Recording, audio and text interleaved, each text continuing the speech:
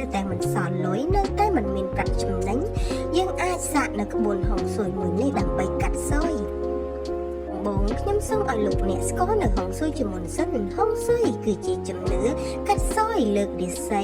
នាំលាភសំណាងមួយបែបតែជនជាតិចិនឬក៏ខ្មែរកាត់ចិនជាពិសេសអ្នកចំនួនរកស៊ីតូចធំគឺមានជំនឿលើហុងស៊ុយយ៉ាងមុតមមតែម្ដង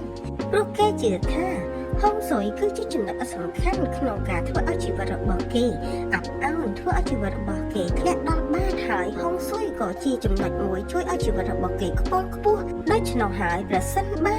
អ្នកដែលគាត់រកស៊ីចំនួនគាត់មានបញ្ហាជាមួយនឹងប្រាក់និងឆ្ងល់នៅបញ្ហាណាមួយអំពីសំណាងនៃលុយរបស់គាត់គឺគាត់តែងតែប្រើវិធីសាស្ត្រហុងស៊ុយដ៏សាមញ្ញនេះដើម្បីជួយដោះស្រាយក្នុងជីវិតរស់នៅនិងជីវិតរកស៊ីរបស់គាត់ហើយសង្កេតឃើញថាបានលទ្ធផល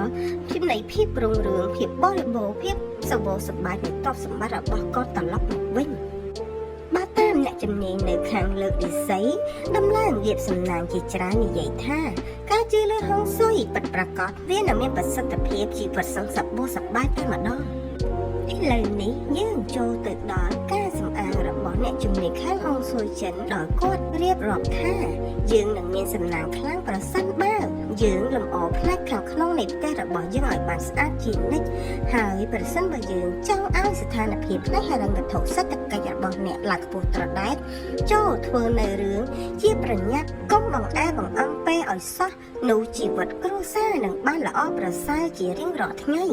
ហើយក៏នៅមានវិធីសាស្ត្រមួយទៀតនៅពេលដែលយើងខំរកស៊ីណាស់ហើយប៉ុន្តែនៅតែឡងចង់មិនសល់លុយចូលអ្នកធ្វើតាមវិធីនេះគឺដករូបគំនូរទេសភាពទឹកចេញពីផ្ទះហើយប្រសិនបើក្នុងផ្ទះមានទុយោទឹកធ្លាយក្នុងផ្ទះគឺជាប្រផ្នូលអាក្រក់គឺបានន័យថាលុយរបស់អ្នកកំពុងតែត្រូវបានអរូបីវត្ថុណាមួយនាំវាចេញពីផ្ទះរបស់អ្នកហើយប៉ុន្តែប្រសិនបើលោកអ្នកដករូបគំនូរដ៏ស្រស់ស្អាតនោះចេញពីផ្ទះអ្នកអាចចុះចូលទុយោទឹកនោះដែលធ្លាយវិញវានឹងប្រែទៅជាល្អវិញហើយយើងទៅស្គាល់អំពីហុងស៊ុយមួយបែបទៀតដែលនាំលាភសំណាងដល់អ្នកគប់3ត្រូវតែដាំនៅរុក្ខជាតិឲ្យបានច្រើនដាំរុក្ខជាតិថ្មីដាំដើមផ្កាក្នុងផ្ទះជាពិសេសដើមរិស័យគឺល្អបំផុតព្រោះអ្នកជំនាញយល់ថាពេលណាដែលដើមរិស័យបែកឬបែកខ្នែងលូតលាស់កាន់តែខ្ពស់គ្រួសាររបស់អ្នកកាន់តែឧត្តមឧត្តម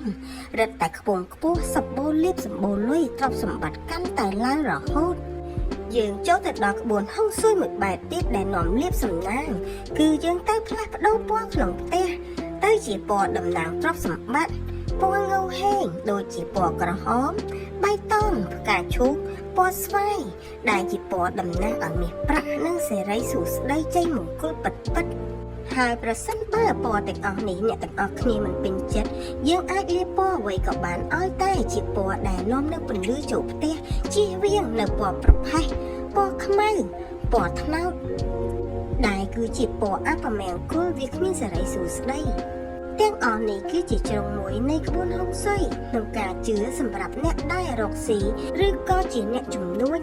លោកអ្នកអាចអនុវត្តតាមនិងអាចខមមិននៅវីដេអូខាងក្រោមនេះប្រសិនបើលោកអ្នកឃើញថាលទ្ធផលពិតជាបានល្អដោយការគិតសូមអរគុណសម្រាប់ការតាមដាននៅវីដេអូរបស់ Channel របស់យើងខ្ញុំប្រសិនបើចូលចិត្តនៅវីដេអូនេះសូមជួយ Subscribe Share និង Comment នៅវីដេអូខាងក្រោមសូមអរគុណច្រើន